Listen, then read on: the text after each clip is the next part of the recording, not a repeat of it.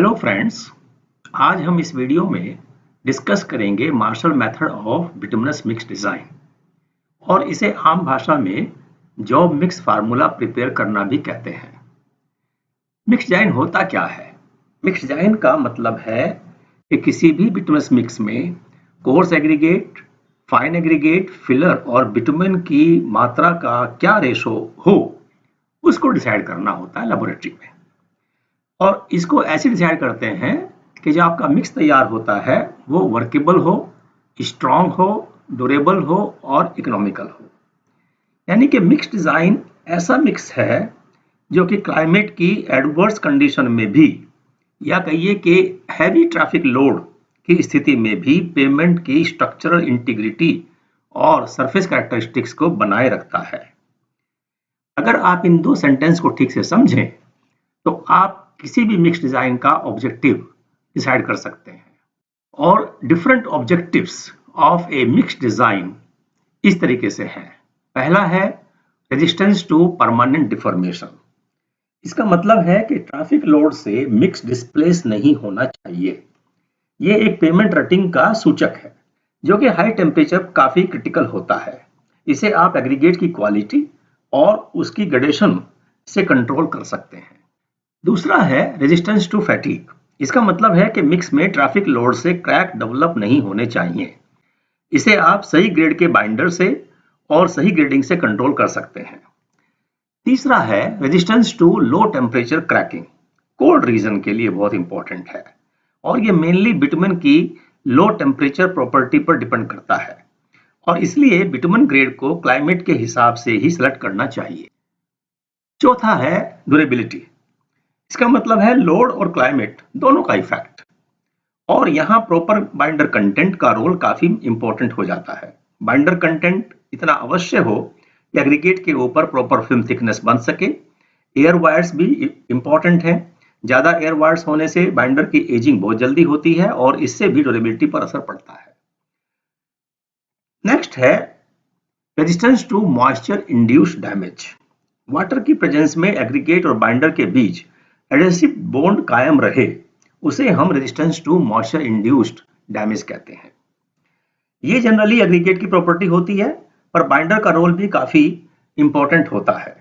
अगर आपके मिक्स में स्ट्रिपिंग होने की संभावना है तो उसे रोकने के लिए एंटी स्ट्रिपिंग एजेंट का इस्तेमाल किया जाना चाहिए।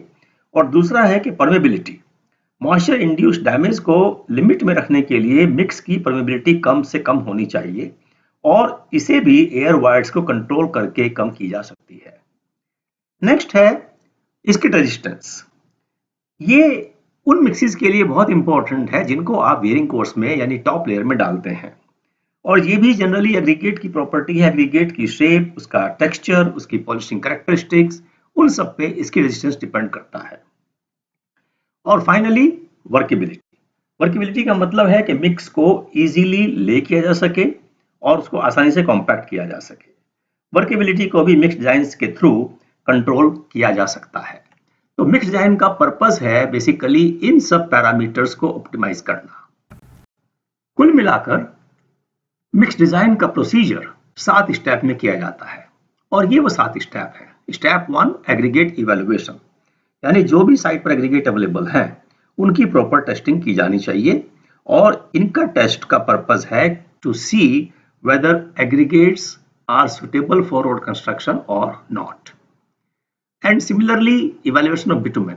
जो भी आप बाइंडर यूज कर रहे हैं, चाहे आप बीजी बाइंडर यूज कर रहे हैं या मॉडिफाइड बाइंडर यूज कर रहे हैं, उसको as per IRC, as per IS code evaluate करना और डिक्लेयर करना कि ये बाइंडर यूज करने के लायक है। जब ये दोनों स्टेप आपने पूरे कर लिए तो तीसरा स्टेप है Marshall specimen preparation. Then Marshall specimen बनाने के बाद उसका डेंसिटी एंड वायर्स एनालिसिस किया जाता है और इस एनालिसिस के बाद स्टेबिलिटी एंड फ्लो टेस्ट करते हैं मार्शल स्पेसिमेन के ऊपर।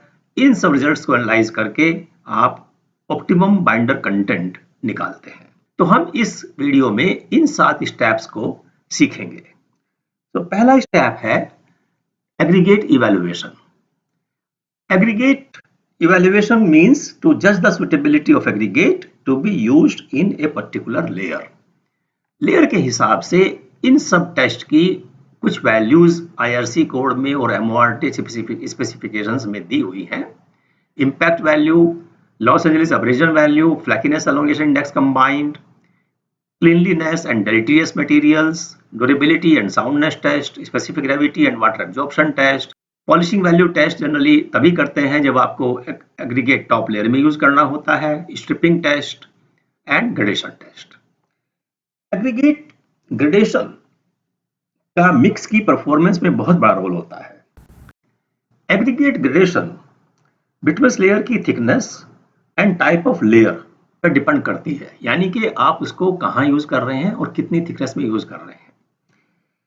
ग्रेडिंग यूनिफॉर्म या गैप ग्रेडेड नहीं होनी चाहिए, बल्कि डेंस ग्रेडिंग प्रीफर की जानी चाहिए।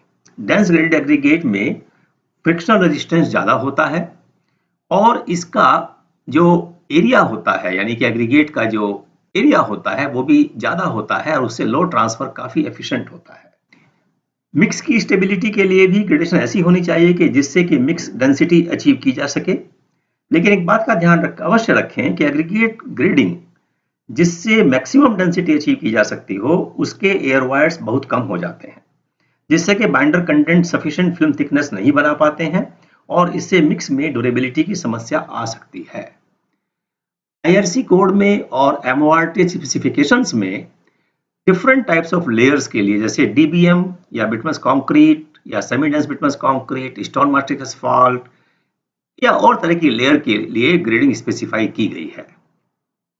एग्जाम्पल के तौर पे बिटमस कंक्रीट की ग्रेडिंग कुछ इस प्रकार से दी हुई है, जिसे हम कहते हैं BC1 लेयर, BC2 लेयर। ये ग्रेडिंग की रेंज है। अगर आप इस ग्रेडिंग के मिड पॉइंट को मैक्सिमम डेंसिटी लाइन के साथ प्लॉट करके देखें तो आप पाएंगे कि दोनों ग्रेडिंग सेम सी ही है। नाउ यहाँ पे ये जो रेड पॉइंट है ये है maximum density line. Maximum density line को ऑब्टेन करने के लिए हम फुलर्स इक्वेशन यूज करते हैं और यहाँ पे capital D is maximum size of aggregate and small d वो साइज है जिसकी सीव आप यूज कर रहे हैं। परसेंट पासिंग P है, percent passing size D millimetre.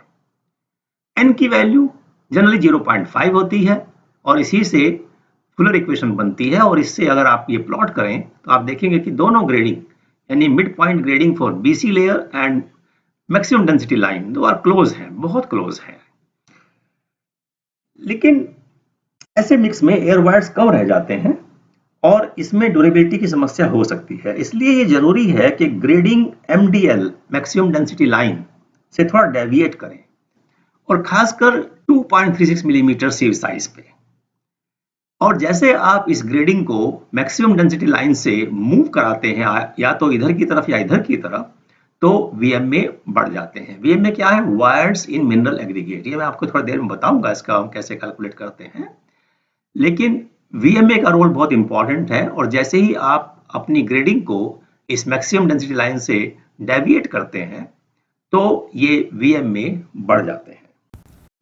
जब आपने एग्रीगेट ग्रेडिंग को डिसाइड कर लिया तो उसके बाद आता है प्रपोर्शनिंग ऑफ एग्रीगेट, क्योंकि साइट पे जनरली 3-4 तरह के एग्रीगेट अवेलेबल होते हैं। Say for example 20 millimetre, 10 millimetre, 6 millimetre and grit and dust. तो इन सब को कैसे प्रपोर्शन किया जाए ताकि आपका जो टारगेट ग्रेडिंग है वो अचीव हो जाए, इसको हम कहते हैं प्रपोर्शनिंग ऑफ एग्रीगेट। और प्रपोर्शनिंग ऑफ एग्रीगेट्स के कई मेथड हो सकते हैं। 3 मेथड मैंने अपने एक दूसरे वीडियो में डिस्कस किए हैं और ये वीडियो आपको हिंदी और इंग्लिश दोनों में अवेलेबल है।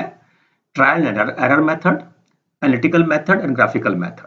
आप तीनों में से कोई भी मेथड यूज कर सकते हैं या अपना कोई मेथड यूज कर सकते हैं, लेकिन आपको इन एग्रीगेट्स को जो साइट पे अवेलेबल है उनको इस तरह से मिक्स करना है ताकि आपकी टारगेट ग्रेडिंग अचीव हो जाए। सेकेंड स्टेप है इवैल्यूएशन ऑफ बिटुमेन।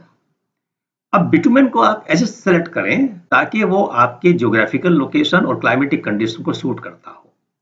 IRC 37 में कुछ गाइडलाइंस दी हुई हैं ग्रेड ऑफ बाइंडर को सिलेक्ट करने की। अगर आपका 7 डे एवरेज मैक्सिमम टेम्परेचर 30 से कम है तो VG10 इज प्रीफर्ड और अगर 45 से ऊपर है तो VG40 should be used. Generally ये बाइंडर की जो ग्रेड है वो आपके कॉन्ट्रैक्ट में दी होती है और आपको वही यूज करना होता है। Then evaluation of bitumen is important. क्योंकि आपको ये देखना होता है कि बिटुमेन जो आप यूज कर रहे हो उसकी सुटेबिलिटी है कि नहीं है, एंड देयरफॉर बिटुमेन का इवेल्युएशन एज पर IRC और एज पर IIS कोड होना चाहिए। अगर आप मॉडिफाइड बाइंडर यूज कर रहे हैं तो उसके लिए कोड अलग है 15462। अगर आप नॉर्मल बिटुमेन यूज कर रहे हैं, VG ग्रेड बिटुमेन यूज कर रहे हैं तो उसके लिए IS 73। स्पेसिफिक ग्रेविटी इंपॉर्टेंट है for density and voids analysis, and viscosity temperature relation important है to determine the mixing temperature and compaction temperature. तो इसके लिए क्या करते हैं कि हम एक प्लॉट बनाते हैं विस्कोसिटी एंड टेम्परेचर पे। Log of viscosity y axis पे लें and normal temperature on x axis पे लें और एक प्लॉट कर लें। मिक्सिंग टेम्परेचर के लिए विस्कोसिटी रेंज स्पेसिफाई की है 170 प्लस माइनस 20 CST। तो ये रेंज है 150 से लेके 190 CST यानी centistoke. And compaction temperature के लिए विस्कोसिटी रेंज दिया हुआ है 280 प्लस माइनस 30 यानी 250 से लेके 310 सेंटी स्टॉक तक। तो इस ग्राफ से आप निकालें कि हमारा mixing temperature and compaction temperature क्या रहना चाहिए।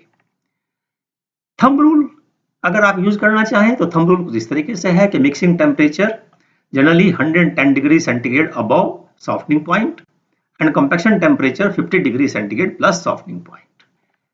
जब आपने ये डिक्लेयर कर दिया कि एग्रीगेट हमारे सुटेबल हैं और बिटुमेन भी सुटेबल है for use in road construction, then third step is to prepare Marshall specimen. तो पहले coarse aggregate, fine aggregate, filler को हम प्रॉपरली मिक्स करेंगे और फिर इस ड्राई मिक्स की अप्रोप्रिएट क्वांटिटी को लेते हैं जिससे कि आपका मार्शल स्पेसिमेन तैयार हो जाए। स्टैंडर्ड थिकनेस मार्शल स्पेसिमेन की जो डिफाइन की हुई है वो है 63.5 मिलीमीटर, और एक्सपीरियंस ये कहता है खासकर for all aggregates which are available in country that 1200 gram aggregate mix is sufficient to make one Marshall specimen. तो 1200 ग्राम आप एग्रीगेट लें और इस एग्रीगेट को आप हीट करें at a temperature of 150 to 170 degree centigrade. तब उसके बाद आप जो कॉम्पैक्टेड मोल्ड असेंबली है मार्शल की, रैमर के साथ उसको साफ कर लें और इसको भी प्री हीट करें at a temperature of 100 to 145 degree centigrade. उसके बाद इसमें आप बिटुमेन मिलाने के लिए थोड़ा बिटुमेन को हीट करें up to 150 to 165 degree centigrade, और जितनी क्वांटिटी में आपको फर्स्ट ट्रायल के लिए, मान लीजिए आपने 4.5% बिटुमेन लिया तो 1200 ग्राम का 4.5% 54 ग्राम, या 5% लिया तो 60 ग्राम। जनरली जब हम ये मिक्स तैयार करते हैं तो हम बिटुमेन लेते हैं बाई वेट ऑफ एग्रीगेट, फिर बाद में इसको कन्वर्ट कर लेते हैं बाई वेट ऑफ मिक्स, क्योंकि यहाँ पे ये कैलकुलेट करना इजी होता है। तो फर्स्ट ट्रायल के लिए जितना भी आपको बिटुमेन की आवश्यकता है उसको आप लें और इसमें जो ये हॉट एग्रीगेट हैं इसमें इनको आप थोरोली मिक्स कर लें। मिक्स करने के बाद ये मार्शल मोल्ड है, इसको आप मिक्स को इसमें रिप्लेस कर दें और फिर इस कॉम्पैक्टर से 75 ब्लोज देते हैं। 75 ब्लो देने के बाद इसका सरफेस जो है वो उल्टा कर देते हैं और अगेन 75 ब्लोज देते हैं, यानी कि मार्शल स्पेसिमेन को दोनों फेस पे 75 ब्लोज से कॉम्पैक्ट किया जाता है। इस हैमर का वेट स्टैंडर्ड है 4.54 kg और इसका फॉल जो है 45.7 सेंटीमीटर। कॉम्पैक्टेड स्पेसिमेन की हाइट यानी थिकनेस 63.5 प्लस माइनस 3 मिलीमीटर होना चाहिए, और अगर ये नहीं है तो फिर आप एक करेक्शन लगाते हैं स्टेबिलिटी टेस्ट के टाइम, और इसका डायमीटर 100 मिलीमीटर होता है। जब ये सैंपल आपके तैयार हो गए तो इनको कूल होने दें और कूल होने के बाद इनको मोल्ड से बाहर निकाल लें। कम से कम 2 सैंपल और अगर हो सके तो 3 सैंपल एक बाइंडर कंटेंट में जरूर बनाएं, ताकि सिंगल स्पेसिमेन से आपको सही आइडिया नहीं मिलता है। और बिटुमेन कंटेंट जो रखी जाती है वो 4.5 टू 6.5% के रेंज में होती है। हालांकि ये डिपेंड करती है कि आपकी लेयर किस तरह की है, और 4-5 बिटुमेन कंटेंट लें इन इंक्रीमेंट ऑफ 0.5%। तो आज मान लीजिए आपने शुरू किया 4.5 से, तो 4.5, 5, 5.5, 6, 6.5 इस तरीके से आप बढ़ते रहिए और मार्शल स्पेसिमेन बनाते रहिए हर बिटुमेन कंटेंट पे at least 2 and preferably 3। Marshall specimen बनने के बाद नेक्स्ट स्टेप है डेंसिटी एंड वायर्स एनालिसिस। तो हर कॉम्पैक्टेड स्पेसिमेन जो आपने हर बाइंडर कंटेंट पे 2-3 सैंपल बनाए हैं, उन सब का आप सबसे पहले बल्क स्पेसिफिक ग्रेविटी, हम GMB से इसको डिनोट करेंगे, वो निकालते हैं। और ये simple equation weight of the sample in air divided by volume of the specimen. यहाँ वॉल्यूम आप उसके मेजरमेंट से भी निकाल सकते हैं। आप सैंपल की हाइट ले लें 3-4 डिफरेंट जगह से, उसका एवरेज ले लें और डायमीटर 100 मिलीमीटर है ही है, उसे भी आप निकाल सकते हैं। या सिंपल तरीका है कि इसका सैंपल का वेट हवा में ले लें और पानी में ले लें और आप उससे आर्किमिडीज प्रिंसिपल लगा के वॉल्यूम ऑफ स्पेसिमेन निकाल सकते हैं। ये है GMB, that is bulk specific gravity. Her specimen की हाइट मेजर करें। जैसे मैंने बताया कि स्टैंडर्ड हाइट 63.5 मिलीमीटर होती है। अगर ये उससे ज़्यादा या कम है, ये डिपेंड करेगा एग्रीगेट की स्पेसिफिक ग्रेविटी के ऊपर, तो उस केस में आपको स्टेबिलिटी में करेक्शन लगाना होता है। तो हर सैंपल की हाइट मेजर कर लें। और तीसरा स्टेप है टू डिटरमाइन मैक्सिमम यानी कि theoretical specific gravity of loose mix. ये स्पेसिफिक ग्रेविटी है basically corresponding to zero air voids, और इसको हम निकालते हैं राइस मेथड से। राइस मेथड क्या है? राइस मेथड ASTM D2041 में दिया हुआ है। राइस मेथड में मिक्सचर को हम लूज फॉर्म में रखते हैं और जो भी इसमें लम्प्स होते हैं उनको हाथों से तोड़ लेते हैं और इसके बाद इस मिक्सचर को इस apparatus में डालते हैं। सबसे पहले इसका आप वेट कर लीजिए, पानी के साथ वेट कर लीजिए और जैसे नॉर्मल डेंसिटी आप निकालते हैं पिग्नोमीटर मेथड से, वही प्रिंसिपल यहाँ यूज होता है। फिर इसमें पानी में इस मिक्सचर को डाल दें और डालने के बाद इसमें एक वैक्यूम लगाया जाता है। वैक्यूम से क्या होता है कि वैक्यूम सारी एयर सक कर लेता है और जो वायर्स एयर से फिल थे वो पानी से फिल हो जाते हैं, यानी कि जीरो वायर्स हो जाते हैं। Corresponding to that आप इसका वॉल्यूम निकाल लीजिए, उसका वेट निकाल लीजिए and then you can find out the theoretical maximum density. इसका डिटेल में प्रोसीजर जैसे मैं आपको बता रहा था ASTM कोड में दिया हुआ है, ASTM D2041। ये जो आपको देता है ये है theoretical specific gravity, that is GMM, maximum specific gravity for 0% air wires. अब यहाँ पे आपको इस चीज को समझने की जरूरत है कि effective specific gravity of aggregate क्या होता है। देखिए ये एक एग्रीगेट का पार्टिकल है, सॉलिड एग्रीगेट पार्टिकल। इसमें दो तरह के वायर्स होते हैं। एक वायर्स होते हैं जो सरफेस पे दिखाई देते हैं और ये वायर्स वो होते हैं जिसमें एस्फाल्ट एब्जॉर्ब हो जाता है। दूसरे वायर्स होते हैं जो इंटरनल वायर्स होते हैं। इन वायर्स में एस्फाल्ट नहीं जा पाता, बिटुमेन नहीं जा पाता, लेकिन ये वाटर परमेबल होते हैं। तो दो तरह के वायर्स हुए, एक हुए voids on the surface and another हुए internal voids. So effective volume जो हुआ एग्रीगेट का वो है volume of solid aggregate particle plus volume of surface voids not filled with asphalt. जो एस्फाल्ट से हो गए वो तो हो गए। तो GSE जो है बेसिकली वो है dry mass of aggregate divided by effective volume, और इसको हम ऐसे निकालते हैं 100 minus PB upon 100 upon GMM minus PB upon GB।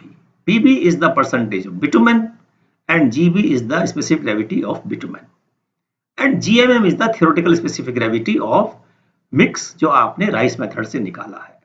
ना ये जो GSE है ये एग्रीगेट की प्रॉपर्टी होती है और MS2 सीरीज में लिखा है कि GSE इज ऑलमोस्ट कांस्टेंट। तो आपको ये GMM बार बार निकालने की जरूरत नहीं है राइस मेथड से। आप किसी भी ट्रायल बाइंडर कंटेंट पे एक GMM निकाल लीजिए और उस GMM के कॉरस्पॉन्डिंग आप GSE निकाल लीजिए। फिर नेक्स्ट बाइंडर कंटेंट पे जब ये PB चेंज होता है तो GSE वही रहेगा, तो इस इक्वेशन को यूज करके आप GMM निकाल सकते हैं। तो GMM theoretical specific gravity, GMB bulk specific gravity, इन दोनों को यूज करके आप एयर वायर्स कैलकुलेट करें। 100 into 1 minus GMB upon GMM. Or wires in mineral aggregate VMA will be 100 minus GMB into 100 minus PB upon GSP. Now ये आपको पता है PB, इसको 100 minus PB को कई टेक्स्ट बुक में PS के नाम से भी लिखा हुआ है. And last is voids filled with bitumen VFB, जो कि VB VMA minus air voids, ये है volume of bitumen divide by VMA into 100. ये है voids filled with bitumen. Then fifth step is stability and flow test, यानी कि जो आपने मास्टर स्पेसिमेन बनाए हैं उनको हम टेस्ट करते हैं स्टेबिलिटी और फ्लो के लिए. उसके लिए सबसे पहला स्टेप है स्पेसिमेन को वाटर बाथ में रखें 60 डिग्री सेंटीग्रेड पे 30 मिनट तक, और उसके बाद उनको वाटर बाथ से निकाल के इमीडिएटली टेस्ट असेंबली में रखे जाते हैं. और उसके बाद एक कांस्टेंट रेट पे, यानी कि डिफॉर्मेशन रेट कांस्टेंट होना चाहिए, उसी हिसाब से लोड भी कांस्टेंट हो जाता है 51 मिलीमीटर पर मिनट. और दो प्रूविंग रिंग होती हैं, एक प्रूविंग रिंग आपको लोड देती है, दूसरी प्रूविंग रिंग आपको डिफॉर्मेशन देती है. तो आप इसको टेस्ट करेंगे फेल्योर तक, और जब उसके साथ साथ आप जो डिफॉर्मेशन उसको भी क्लोजली मॉनिटर करते हैं.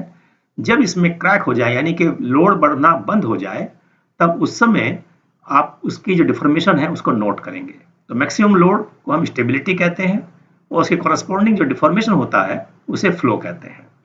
और जैसा मैंने आपको पहले भी बताया कि मास्टर स्पेसिमेन की स्टैंडर्ड हाइट जो होती है 63.5 मिलीमीटर होती है. अगर आपकी हाइट स्टैंडर्ड नहीं है तो स्टेबिलिटी में एक करेक्शन फैक्टर लगाया जाता है. उस करेक्शन फैक्टर के लिए ये टेबल सुझाई गई है. इस टेबल से आप करेक्शन फैक्टर लगा लें. नाउ मार्शल टेस्ट करते समय इस बात का ध्यान रखें कि जब आप स्पेसिमेन को वाटर बाथ से निकालें और टेस्ट करें, इस दोनों के बीच में जो डिफरेंस है वो 1 मिनट से ज्यादा नहीं होना चाहिए. यानी कि जो स्पेसिमेन का टेम्परेचर है वो 60 से डाउन नहीं जाना चाहिए. अब आपने सारे स्पेसिमेन जो बनाए थे डिफरेंट बाइंडर कंटेंट पे, उनका स्टेबिलिटी एंड फ्लो टेस्ट भी कर लिया, डेंसिटी एंड वायर एनालिसिस भी कर लिया. अब बारी है ऑप्टिमम बाइंडर कंटेंट निकालने की, और उसके लिए हम कुछ प्लॉट बनाते हैं. Bitumen content versus stability, bitumen content versus flow versus bulk density, air wires, VMA and VFB. और ये जो ग्राफ है कुछ ऐसे होते हैं. ये है binder content on X axis and stability on Y axis. ऐसे ही binder content versus bulk density. Now stability पहले बढ़ती है उसके बाद कम होना शुरू हो जाती है.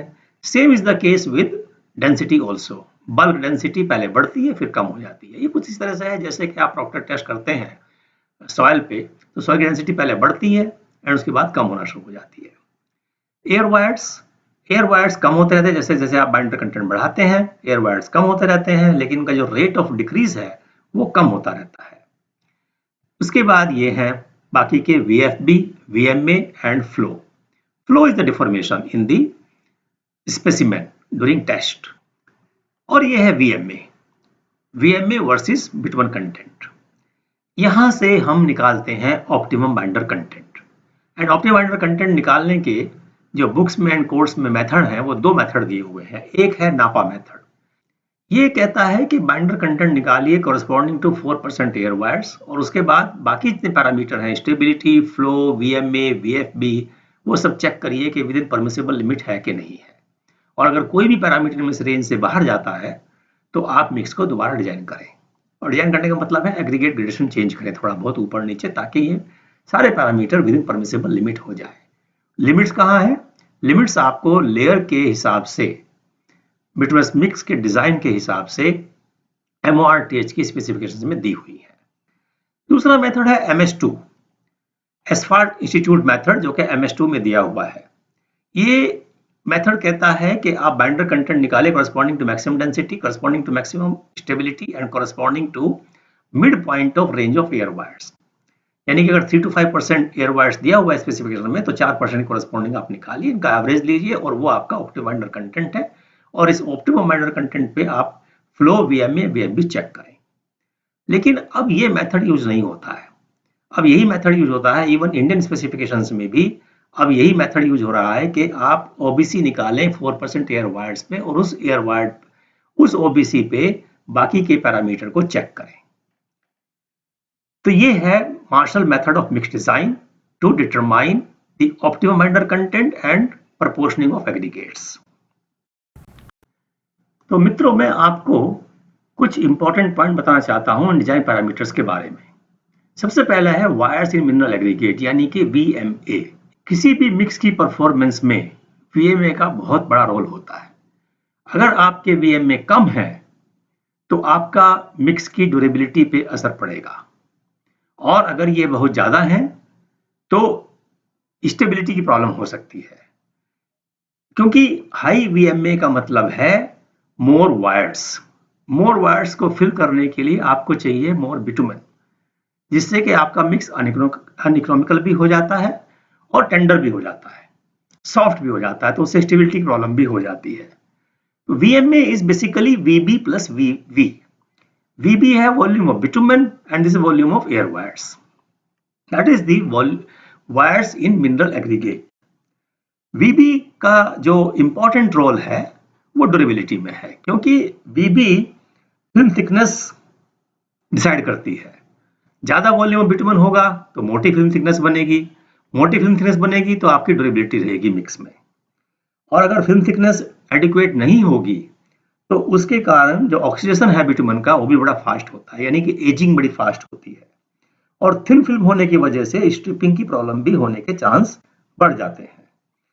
दूसरा है VV, that is air wires. Air wires भी एजिंग के लिए और परमेबिलिटी ऑफ द मिक्स के लिए इंपॉर्टेंट पैरामीटर है।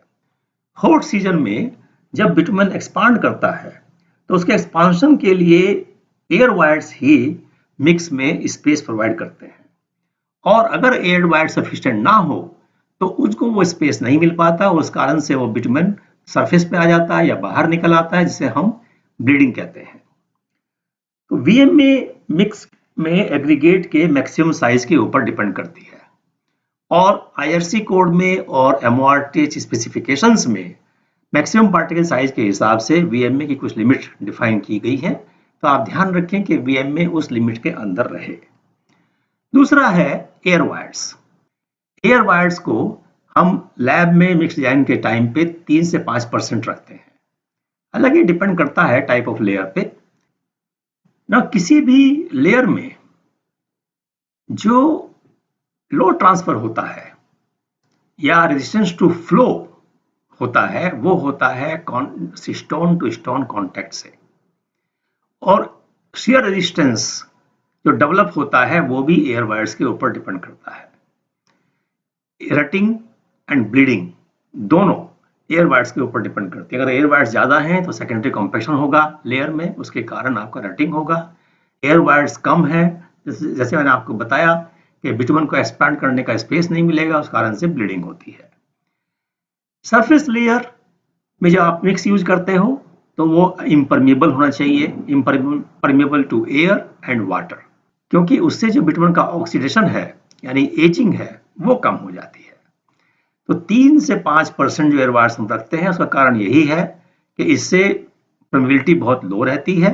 ये एयर वायर्स इंटरकनेक्टेड नहीं होते, इसलिए परमिबिलिटी नहीं बन पाती है, वाटर का फ्लो नहीं हो पाएगा। तीसरा है फ्लो।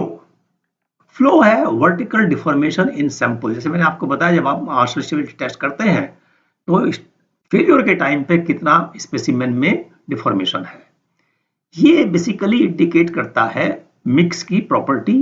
वेदर अगर फ्लो वैल्यू बहुत ज्यादा है तो आप समझ लीजिए कि आपका मिक्स प्लास्टिक मिक्स है और उसमें रटिंग होने के बहुत चांस हैं ट्रैफिक के साथ। और अगर फ्लो वैल्यू कम है तो इसका मतलब ये है कि बिटुमेन की जो क्वांटिटी है वो कम है, ड्यूरेबिलिटी मिक्स में नहीं आएगी और मिक्स आपका ब्रिटल हो जाएगा, जो कि क्रैक हो जाएगा। और अगर आप VMA को और फ्लो को कंट्रोल कर सकते हैं अपने मिक्स डिजाइन में तो VFB ऑलमोस्ट अनइम्पॉर्टेंट हो जाता है। तो आप इन पैरामीटर्स को कंट्रोल करके एक अच्छा मिक्स डिजाइन कर सकते हैं। Thank you very much for watching this video. I hope you liked it. If you have any question, any doubt, you can write in the comment box.